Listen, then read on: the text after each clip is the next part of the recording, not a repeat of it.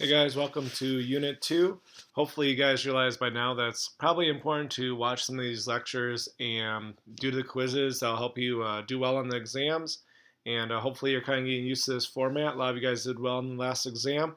But if you didn't, just make sure that you're watching these videos and taking some notes, and they definitely will help you do well on those questions. The learning target for today is I can explain how Congress works and describe the lawmaking process. I think this is probably going to be pretty easy for you because it's kind of similar to some of the stuff you talked about in your ninth grade class. A lot of you said you knew a lot about the three branches, and so this should be probably a pretty easy unit for you. So let's get rolling. Legislatures and their constituents. Most legislatures start out in local politics, so they might start at the state level or even city level. They may have one election to the city council, move from there to the state legislature. Once they have gathered experience, they may try for a seat in the House of Representatives or the Senate. As lawmakers move upward on their legislative path, they serve an ever wide grouping of constituents. So, constituents are just people in their home districts or states that they represent.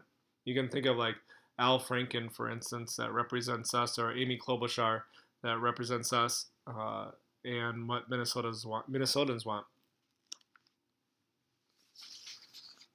In the Senate and the House, we have a number of different seats. And again, you guys probably already know how this works, but the U.S. Senate has a total of 100 seats. They get that because there's two for each state, and by gosh, there's 50 states. So how about that? The House of Representatives has 435 seats, with each seat representing one congressional district. The number of seats in the House was fixed by a law in 1911.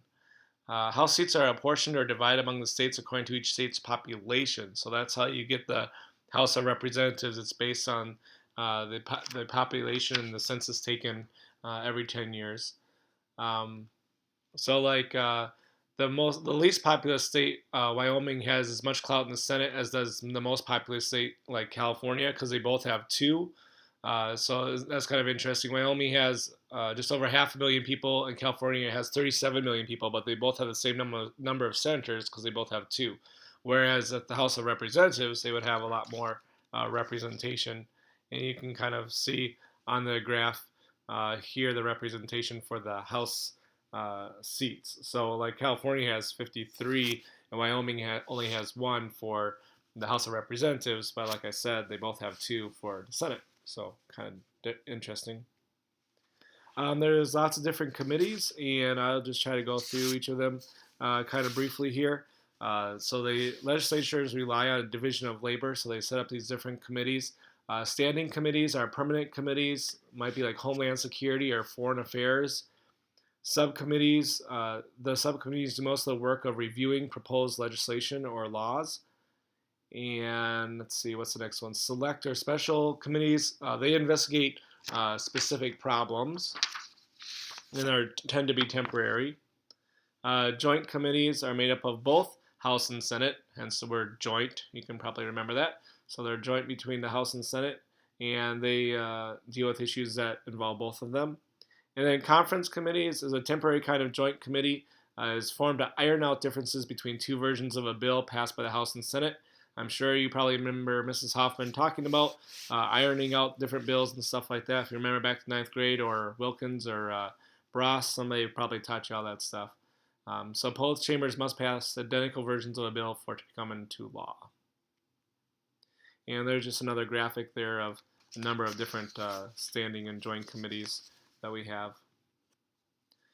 Some of the powers of Congress are to levy and collect taxes, and borrow money, regulate interstate and foreign commerce, coin money, and declare war. And so these are specific powers that are given to them. And again, that's pretty easy. And we kind of talked about that in the first unit, some of the express powers that they're given. How a bill becomes a law. This is when you can probably start singing that song. But maybe if you beg me, I'll show it in class. Or maybe if you beg me not to, maybe I won't. I don't know. But anyway, how a bill becomes a law, getting a bill through Congress is a complicated and lengthy process, as you probably already know. You have the House and Senate that's introduced. It's referred to an appropriate committee, whether it's in the House or Senate. It's revised in the subcommittee. Then you can see in the House, the Rules Committee decides when the bill will be debated in the full House. And then for both the House and Senate, the bill is debated. If it passes all those points, then it's ironed out, like I mentioned before, between the two versions of the bill. Compromise in the full version of the bill is voted by the full House and full Senate.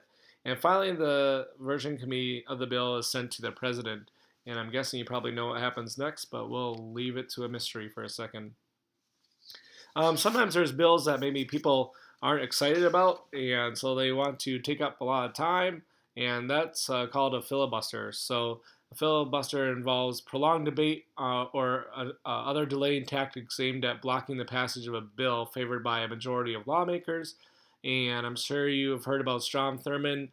He has the record for the longest speech. He spoke for 24 hours and 18 minutes in an effort to kill a civil rights bill.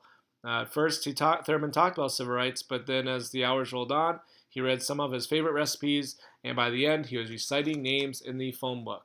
That is what we call lack of efficiency, folks. All right, final steps to enactment. So, like I said, I have a feeling you know how a bill becomes a law, but if the bill survives and is passed by both houses, it goes to the president.